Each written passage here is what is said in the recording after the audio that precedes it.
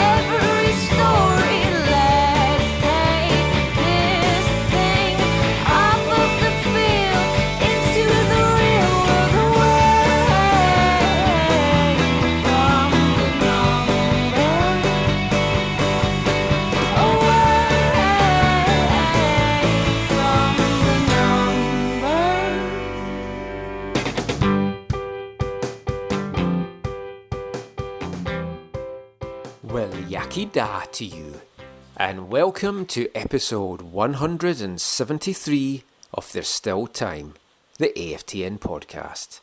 I'm your host, Michael McCall, and I don't know if this is going to get picked up on the mic or not. I'm just going to go over to the window here. Have a listen to this. It is monsoon season apparently in Wales.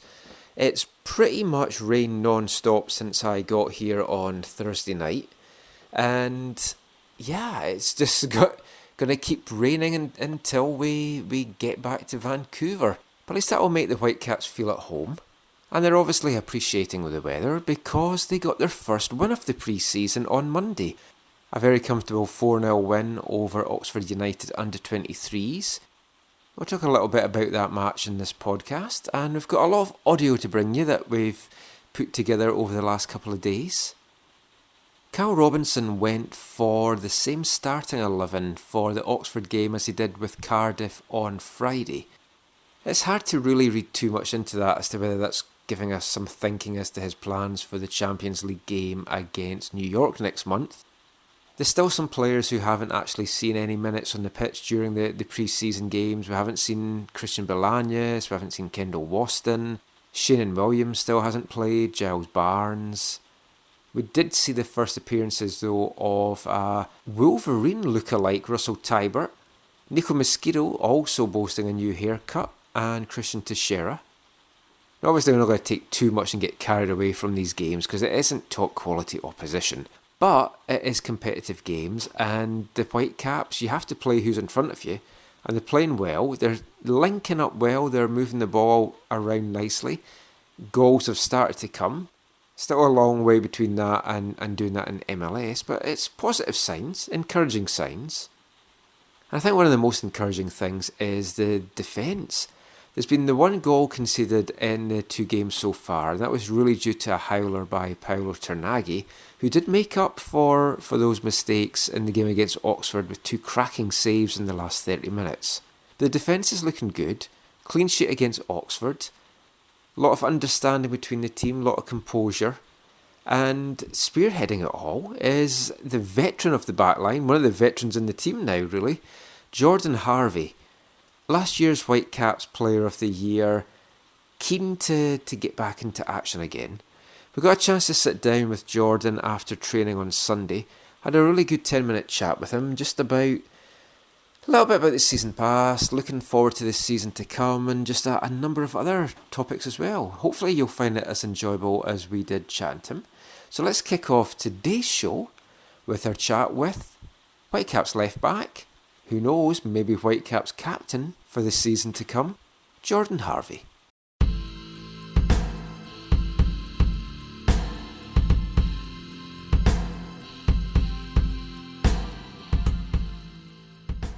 I guess it's felt like a long off-season. First time for a while there's been no playoffs. How did you reflect on things during the last few months? It's a good question. You got to reflect on the season as a whole. I think, a lot of us want to build on how we left off, which is great, but we need to correct some of the wrongs. I think at times last season you saw the quality that this group possesses. You just didn't see it enough.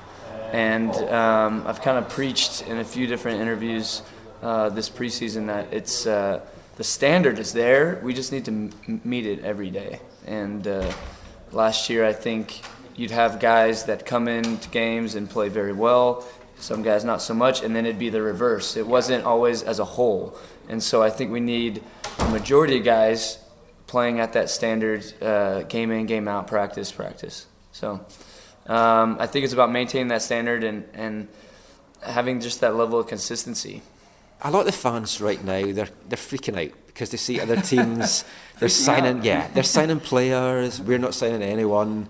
And some of them are panicking, which I think is a little bit early because there's still such a long way to go before things happening.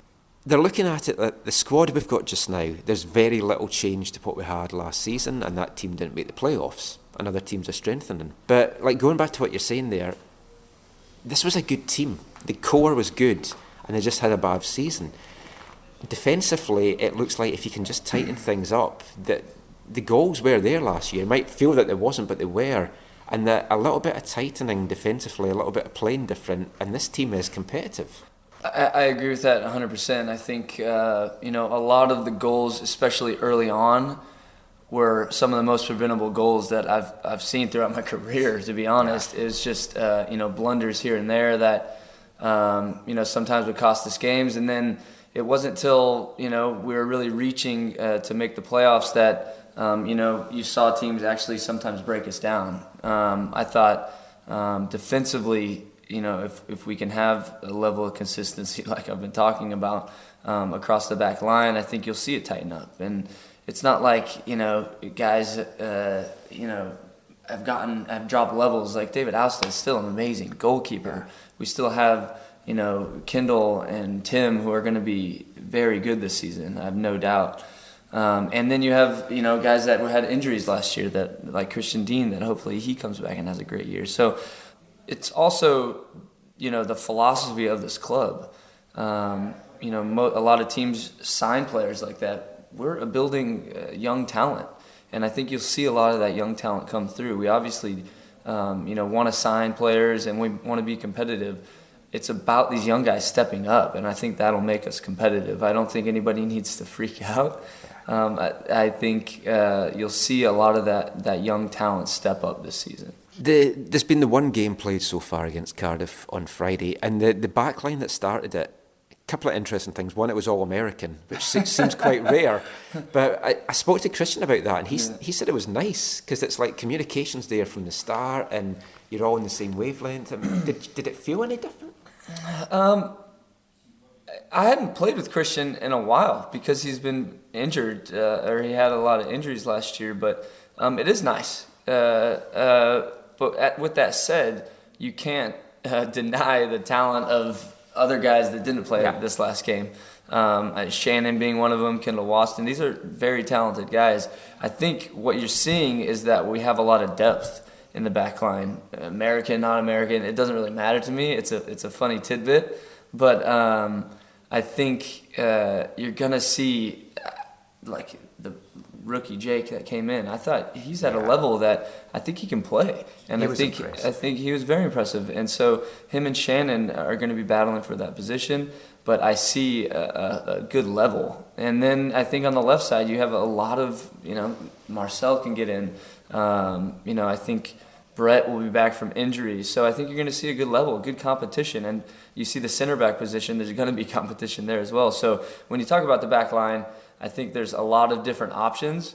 Obviously, throughout a season, you want it to be consistent so that you play with, your partner, the guy next to you, or the same back line more times than not. But I think when guys fill in, it'll still be a high level.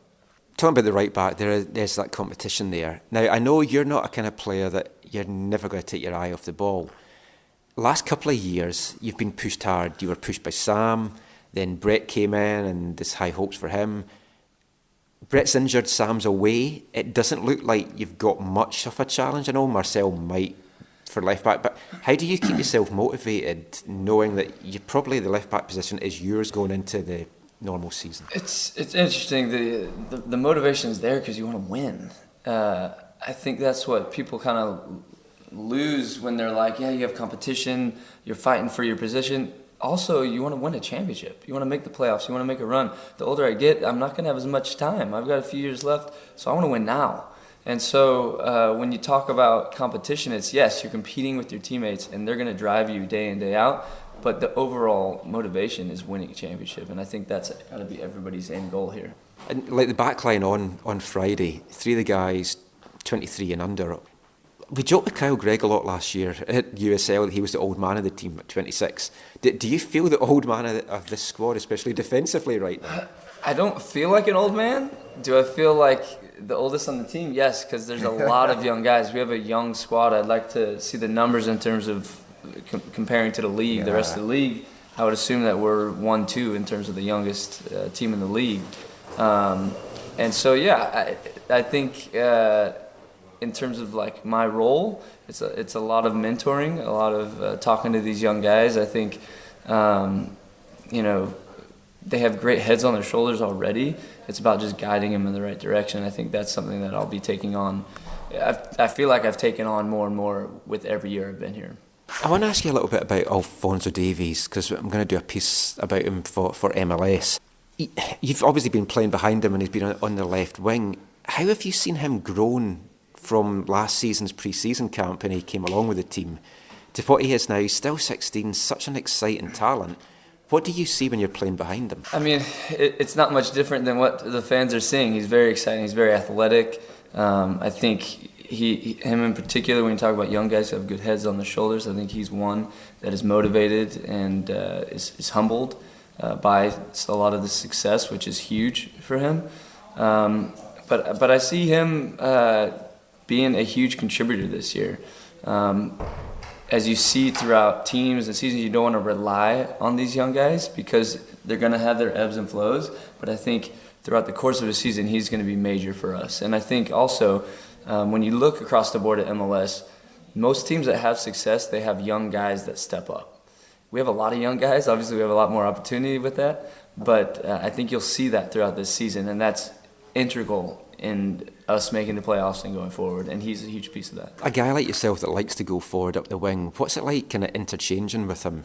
And like Kakuta as well, really? Well, that's the thing that I've learned throughout the last few years is picking your moments, because from the back, you don't want to close the space down on guys. So, looking from outside, you might be saying Jordan's not coming forward that much with Alphonso there, Scooter there, but you want them to be 1v1 the majority of the game. That's their talent. That's what they are on the field for, is to beat guys 1v1. So it's exciting with these guys. So when you're playing with Alphonso, a Scooter, a lot of it's play the ball, let them do their job, let them take these guys 1v1, and as the game unfolds, picking the right time to go forward, because I definitely want to do that. This whole trip to Wales, like, the team looks so much fitter than a year ago, in fact any pre-season really. With the Champions League games coming up, how big an advantage do you see this giving you against the likes of New York, who's maybe just not up at this pace yet? I have no idea what New York's doing, but from our camp here, you definitely see the urgency this year in particular as opposed to others, because we have a game so early. So we're coming in, we're having more intense trainings. It's not longer, it's not dragged out, but you have really good weight sessions. Everything's just planned to a T this season and this preseason in particular, and the urgency's there to get ready. And I think you saw across the board the levels raised overall. Maybe in the past you'd have a lot of fit guys, maybe some unfit guys. I think it's more so around the same level.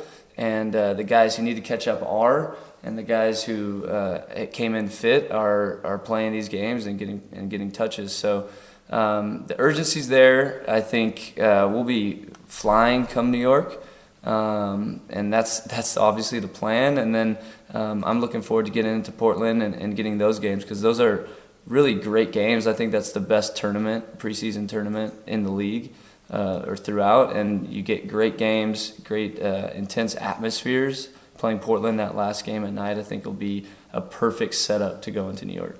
Just the last thing, how have you found the trip? You've been in Wales for nearly a week so far. How have you found just everything about it so far? It's been good. We had a night to go into Cardiff and check it out. It's a great city. I love the people, really nice people. And other than that, it's just been great facilities. I think, you go to Arizona the last few years, you get on the good pitches and everything like that, but this is amazing. I mean, you have the pitch right here that we're going to be playing on tomorrow. I'm looking forward to it. They're world-class fields. With this weather, it's similar. It's similar to Vancouver in that it's raining and a little cold, so everybody's used to it. That's great. Thanks so much, Jordan. And enjoy the rest of the time. Appreciate it. Cheers. So Jordan Harvey there, and it was the same back four that played in the 4-0 win against Oxford on Monday. Harvey, Nerwinski, Dean and Parker playing the first hour together, and then Dean and Parker actually played the whole 90 minutes. With Timmy moving to right back and Daniel Lovett's coming on to play the left back role, and actually looking quite impressive in that game, I have to say. He gets forward a lot and very vocal as well, and he linked up really well with some of the guys out in the left wing there. And he's going to get another look in, I think, Thursday's game, and probably another look down in Portland as well. Just a note though on some of the trialists with the team. David Templeton, the former Rangers and Hearts player, he's now left the camp. He was just doing a bit of rehab as we mentioned in the last show, but he's now left the Whitecaps camp. It's kind of hard to see where a player like Lovett with his experience is going to be fitting into Vancouver, because he might come on a short-term deal. Some backup to Jordan Harvey. As we mentioned there isn't really a lot of backup for him. You've got Brett Levis that's injured. You've got Marcel de Jong that can play there. Sam Adekugbe's obviously away on loan. But is a player like Lovett's going to be happy just playing second fiddle and not really getting in the team? That's one we're going to have to keep an eye on. They say the best form of defence is attack. The way the Whitecaps were playing last season, there was basically no defence at all, so they kind of had to attack. But whenever the Caps went a goal behind, you just felt they didn't have enough in their arsenal to get back into the game, to get on level terms, to take the lead even. And as I said there to Jordan, the thing is, there were so many players last year that just had an off day, and they all seemed to have it at the same time. In fact, so many of the players really just didn't have a good season. Your solid defensive spine, as we've talked about so many times, Kendall Waston, card magnet, suspended for so many games. Matty Laba wasn't his usual self. Tim Parker had a good year but made some mistakes. The right back situation, as we all know, was completely atrocious at times. And we've now gone from that being one of the biggest problems on the team to having two very capable guys there in Jake Nerwinski and Shaynan Williams. Even David Ousted had a few mistakes last season that cost us a few goals. But things definitely seem to be turning around. And I know it's hard to look at a team that's not bringing in a lot of guys, a team that then didn't make the playoffs last season but hasn't improved that strongly. Then you look around the rest of the league, especially the rest of the West, and all the other teams, including those teams that missed the playoffs, have added a lot of crucial, important, vital pieces, which the Whitecaps haven't done as of yet. And the key missing piece, of course, is a number 9, hopefully a DP striker. We mentioned on the last podcast that Jordi Reyna was hoping to get his visa at the weekend and was then going to fly out to Wales to be with the team this week. That's now not happening. He's going to fly to New York, pick up his visa there, and hopefully meet up with the team in Vancouver this coming Monday, so we'll hopefully catch up with him then. But with Reyna missing and no DP, and Giles Barnes still kind of nursing his knee knock, and it doesn't look like Giles Barnes is going to Blackburn now. Transfer day has come and gone here in the UK, and there's been no move to Blackburn from Giles Barnes. Whether he will still be a Whitecap come the start of this season, that's debatable. You have to feel that there could be a trade on somewhere in MLS just to basically get that salary off the books. Now, we could of course keep Barnes, buy him down with TAM, but that's a waste of TAM for a guy that you then might want to release in the summer. So it's either going to be a case of you keep Barnes just now, keep him to the summer, and then look for a DP in the summer, or you trade him now and you bring your DP in now. I'd prefer the latter, but we'll have to see how that plays out. But at least there were some goals to talk about in Newport on Monday 4 of them in fact. The first goal of the pre-season came from Erik Hurtado. Linking up very well with Marcel de Jong on the left, that was the best I've seen de Jong in a Whitecaps shirt. Now obviously it wasn't great opposition. Oxford, it was quite a poor under-23 Oxford team. Definitely not a patch on the team that Cardiff had out on the game on Friday. But they were competitive. Some hard tackles going in. But the Whitecaps were dominant. Hurtado getting the first goal, finishing off some nice work by de Jong. De Jong then getting the second goal himself. Kyle Greig getting his first goal as a Whitecap MLS player. And then rounding things off, a bit of unselfish work by Nico Mesquita, squaring the ball for Christian Teixeira to get a tap in to make it number 4. So good to see the strikers getting on the score sheet, and in particular it was really good to see Kyle Greig getting his first goal as an MLS player. Now we spoke to Kyle a lot last year in the podcast when he was the captain of WFC2. We got a chance to speak to him for the first time since he signed that MLS contract. Spoke to him after the game on Monday, just asking him about how it felt to now be an MLS player, getting that monkey off his back, already finding the back of the net, and what he feels he needs to work on to kind of make the grade and kind of get some minutes in MLS. So let's hear now from Kyle Greig.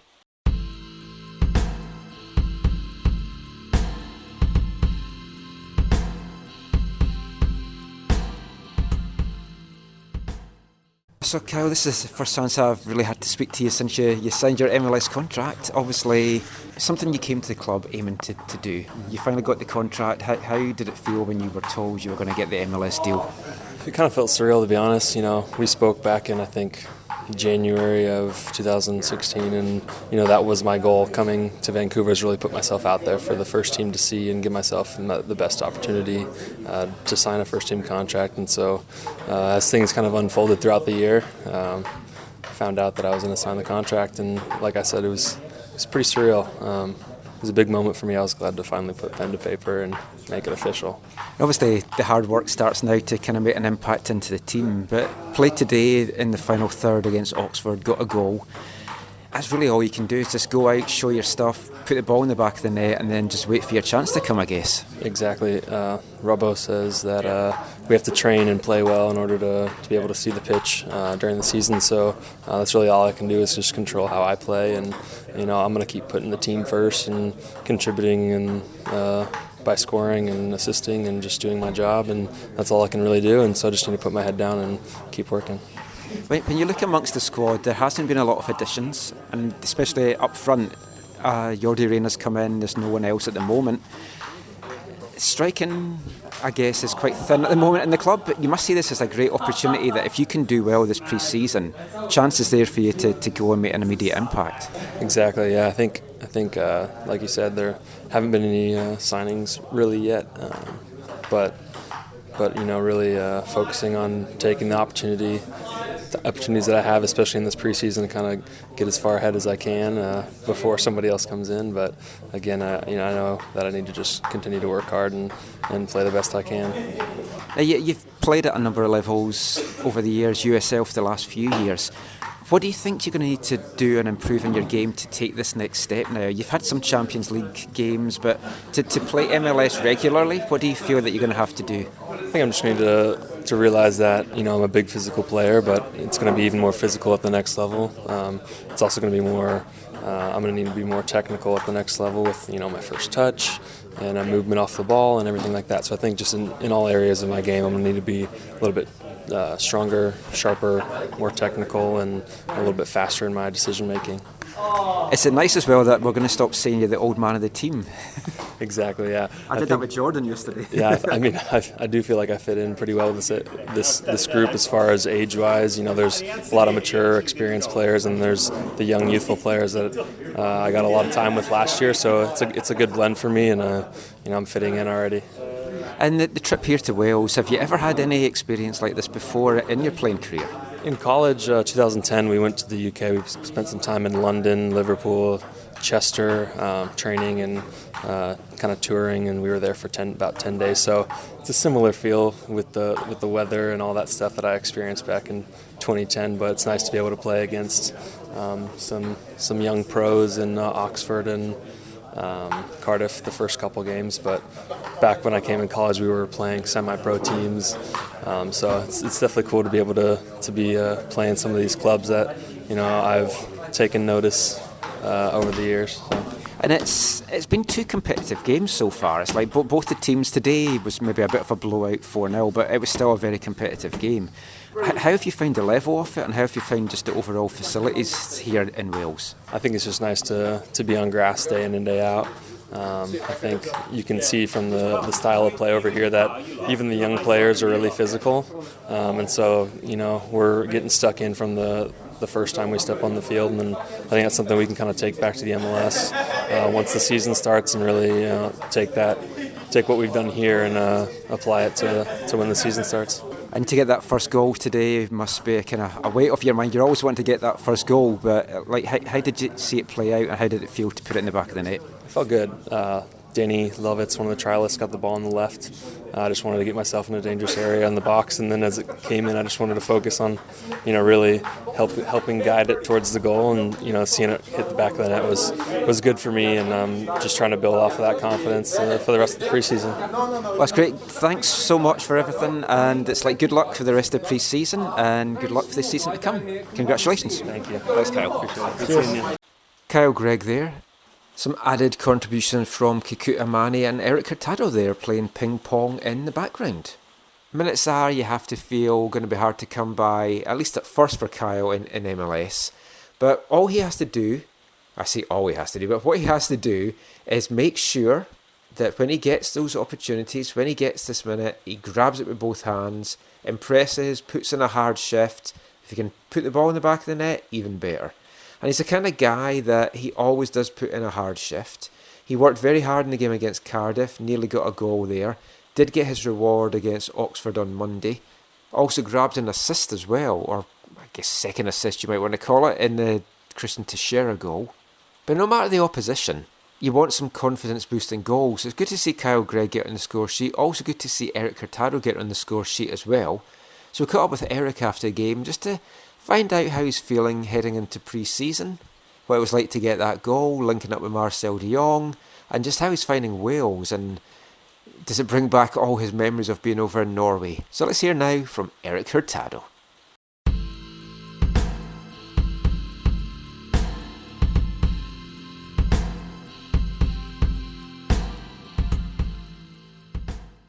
Start there. You were just joking around with Marcel, kind of each got a goal and an assist. It seems like you guys are developing a little chemistry there, eh? Yeah, it is. We did get some chemistry going on. Marcel whipped me in a great ball, finished that, played him, and he finished as well. Must be nice to get some good delivery from the flank with Marcel there, right? Yeah, top class from him. Every time he gets the ball, I know it's going to be in the box, so I just got to position myself in between the center backs and put it in. And just overall thoughts on the team's performance. Obviously, nice to get 4 goals, right? Mm-hmm. Yeah, 4 goals is great. We wanted to come out here today. We wanted to get fitness in. We wanted to run hard, tackle hard, and we wanted to get that chemistry back, and I think we did that today. How about in terms of playing with Kikuta? I know you guys are good friends. You guys were drafted the same year. What's it like having him kind of underneath you the first few games? It's good playing with Kikuta. We have great chemistry. Like you said, we've been playing together for 4 years, so we kind of know each other's tendencies. I'm going to lay it off to him. He might play me through. He's going to do his thing, and it's really good playing with him. You got stuck in a couple times pretty early there. It seemed like a pretty physical game. Did you kind of feel that as well? Yeah, for sure, a physical game. I like playing like that. I like getting stuck in. I like going body to body, so I enjoyed that. You've come into pre-season, you're looking really sharp in the first 2 games so far. How are you feeling? I feel good. I feel great right now. I feel fit, strong. I put a lot of work in the off-season, and hopefully it pays off. But when you're looking at the players, Carroll hasn't really brought a lot of guys in, and he hasn't brought guys in up front. You must see this as a great opportunity, if you can do well pre-season, to kind of make a name for yourself this year. Yeah, I'm just trying to take the opportunity that I'm given, and right now I'm given the opportunity to play, and I just want to do the best that I can for the team. How have you found being in Wales? Obviously you had that stint in Norway, so you're a little bit used to Europe, but how have you found it the last week here? It's good. It's a beautiful country. I like it. I love the hills. I see sheep a lot. It's cool. The time difference is the same as it was over up in Norway. It's kind of hard to get accustomed to that, but it's okay. What about the weather? Weather? Same as Norway. It's typical of Vancouver as well. Rainy, cloudy, but, can deal with it. And have you had much chance to explore? I know you had Saturday off. Yeah, went into the town a little bit, did a little bit of shopping. Yeah. I just want to ask, what was it like playing out on Dragon Park? Nice, beautiful pitch, amazing pitch. The ball just slides across the field, so nice. Great, easy to make good touches, Yeah. You spent a few days training here and around the place. How have you found it? It's a great facility. Everything we need is here. And super happy to have this facility to train at. Everything we need is here. Erik Hurtado there. And again, he played up top with Kekuta Mane in behind him in the game on Monday. They played an hour, both of them. I'm not a huge fan of Mane playing there, I have to say. I much prefer him on the wing or as the lone striker himself. Is this something that Rob was going to want to look at for the whole season, or is he wanting to maybe put Bolaños in the middle? Well, we spoke to Bola, and we'll bring you that in our next podcast. And Bola's not, by the sounds of it, like that enthusiastic about playing the number 10 role. He hasn't played it for a while. So, I mean, maybe Mane is the guy that we're going to see kind of in the middle of the park, playing in behind the striker. But it was a good performance on Monday. Because all the starters played an hour, there wasn't really that many minutes for some of the young guys, the WFC 2 guys. So no appearance on Monday from Tommy Gardner or David Norman. David Norman did do well though when he came on and played against Cardiff on Friday, as we mentioned in the last podcast.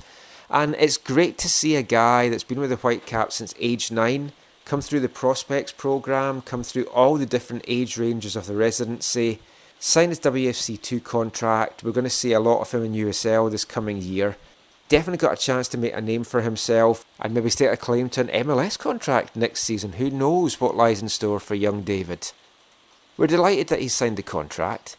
The day that it was announced, we did a phone interview with him. We never got a chance to bring it to you before now, just with jetting off to the UK and not having a podcast out before then. Just a chat we had with David Norman on the day that he signed his first pro deal with WFC2.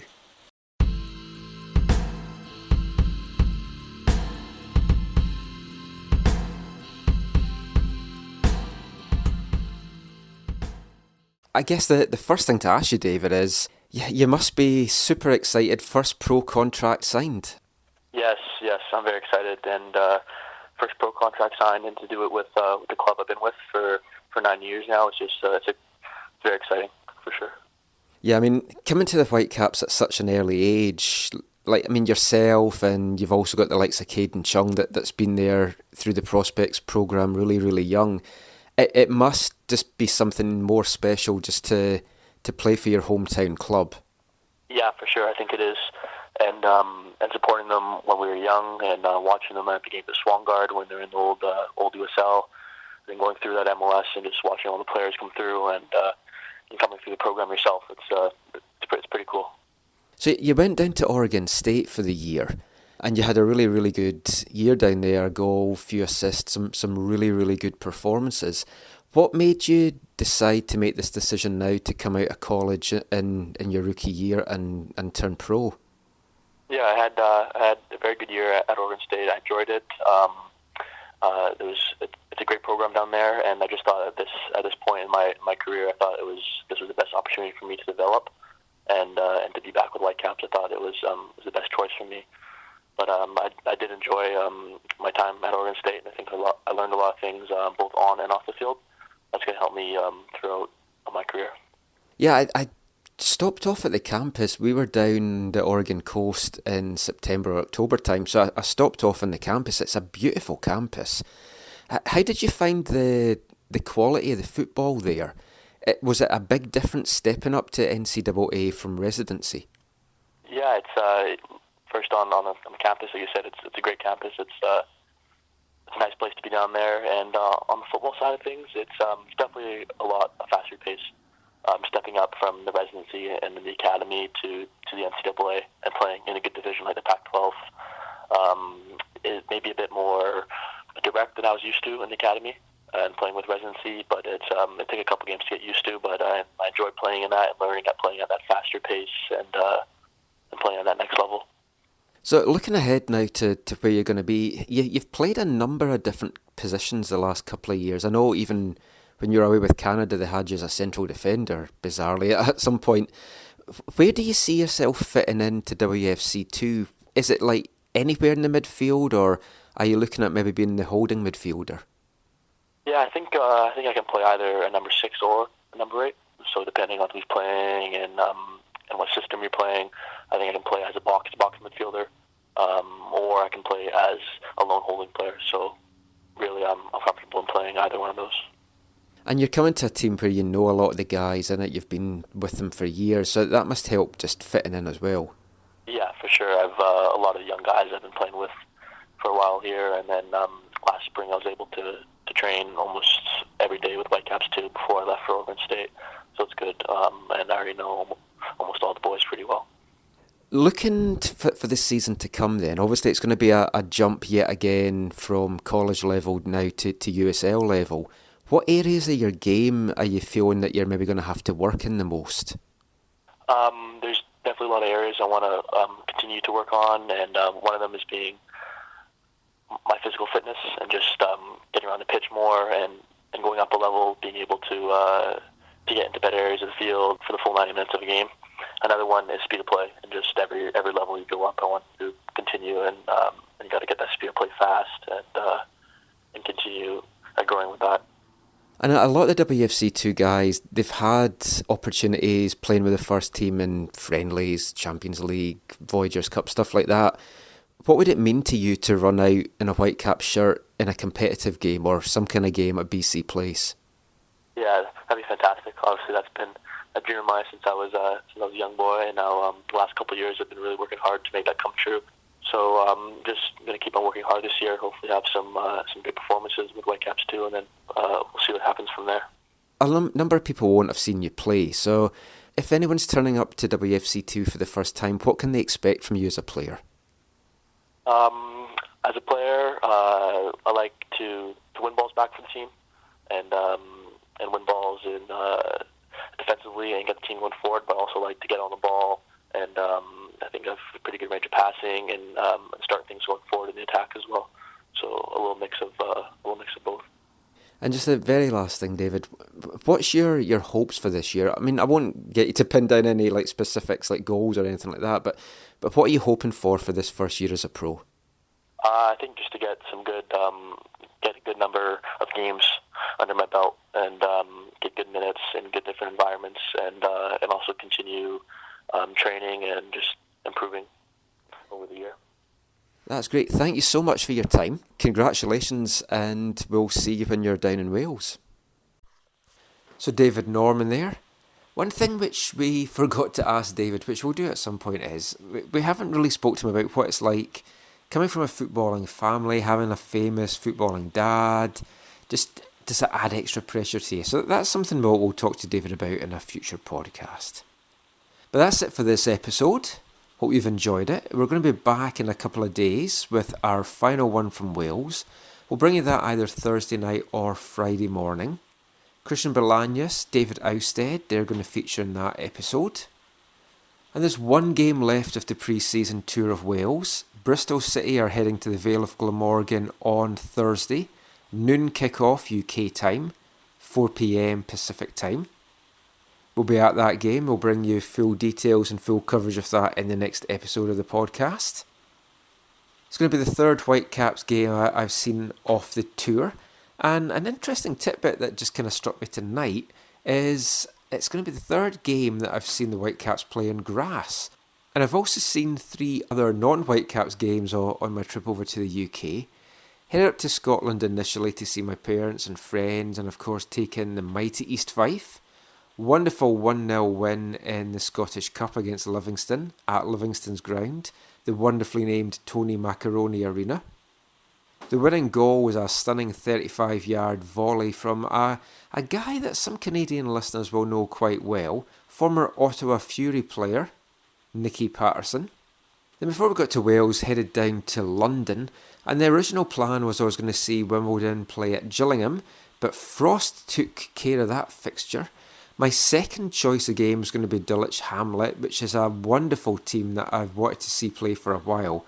Have a look at their website, read all about Dulwich Hamlet. Fantastic, inspirational club, do a lot of good in the community, and hopefully at some point I will get to see a game at their ground. So ended up settling to go and see Sutton United playing Worthing in the FA Trophy a couple of days before their heroics against Leeds United on Sunday in the FA Cup. So they're doing well in both the FA Cup and the FA Trophy. 3-2 win for Sutton after extra time. They were 2-0 up and coasting, let Worthing get back into the game and then gave up a penalty in stoppage time, which was probably the last thing they were looking for facing Leeds in a big FA Cup game on the Sunday. Had hoped to take in Cray Wanderers game the following night, but that got called off due to frost as well. Terrible time of year really to come over for games if you want to make sure that you see something. But it was good getting to see the Sutton game because I've wanted to go to Ganders Green Lane for a while. So the chance to get to some of these grounds that's on my ground hopping list is a fantastic opportunity. And another team which I was keen to see in this trip, and thankfully the rain didn't cause havoc in this one, was Newport County. Currently sitting bottom of League 2, obviously my good luck charm. They won 3-1 on Saturday at Rodney Parade against the Monkey Hangers from Hartlepool. Really enjoyable game, fantastic old style stadium. I'm going to put some of these photos together in an article up on AFTN so you can watch out for that. Horrendous pitch though, it's like they have serious problems with it with drainage, and the fact that it had been torrential rain the night before, I expected it to be off, but great work by the groundsman, they got that game on. Took them within touching distance now of getting out of the relegation places in League 2, so good luck to Newport County for the rest of this year. Been a member of their supporters trust for a couple of years now. Used to swap fanzines back in the day with their fanzine. They had a fanzine called Never Say Die, and we swapped with them for a number of years and always had a little soft spot for them, so it was great to finally see them in live action. And then the night of recording this podcast, on a very rainy night in Merthyr Tydfil, I had the choice of going to see Swansea play Southampton in the Premier League, or Cardiff were playing Preston in the Championship, but no, those games are not for me. So I headed to the Tier 7 game, Evil Stick Southern Premier League, Merthyr Town, playing Redditch United. Wonderful 2-0 win for Merthyr Town. Move them up to second in the Southern Premier League. They're pushing for a promotion. It's a great little setup that they've got there. And it's a great club. Read all about them as well and what they're doing for their community. Supporter owned as well. Very important to me, that. But what struck me after seeing that game as I was driving home to Newport was those 3 matches that I've seen were all played on artificial 3G pitches. So the Caps are over here enjoying playing on grass, and the 3 games that I saw, all on artificial pitches. But of course that meant the games are on despite the frost and the horrendous rain. So maybe it's not a bad thing and the evil of all things either. But anyway, enough of my rambling. You don't want to hear about my travels anymore, I'm sure. So as I said, we'll be back soon with another episode of the podcast. Also watch out for our first radio show on Sunday on CITR 101.9 FM, coming to you live from the studios at UBC at 11 PM. So while other Whitecaps media are falling left, right and centre, AFTN's hopefully going to continue going from strength to strength. Read all our stuff on Away From The Numbers, aftn.ca. I'm Michael McCall. You can follow me on Twitter at AFTN Canada. I'm also the Whitecaps beat reporter for MLSsoccer.com. Had an article up this week on Kikuta Mane. Article coming up soon as well on Alphonso Davies, which sounds a very Welsh name, so I'm sure he's fitting in well here. So until next time, as always, thanks for listening. Take care, and from a very soggy Newport, mon the Caps.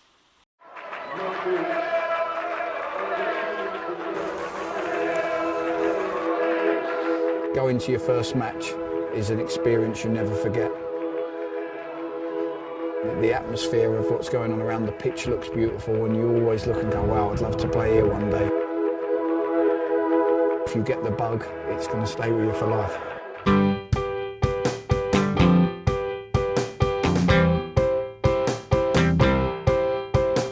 10 minutes left. Yeah,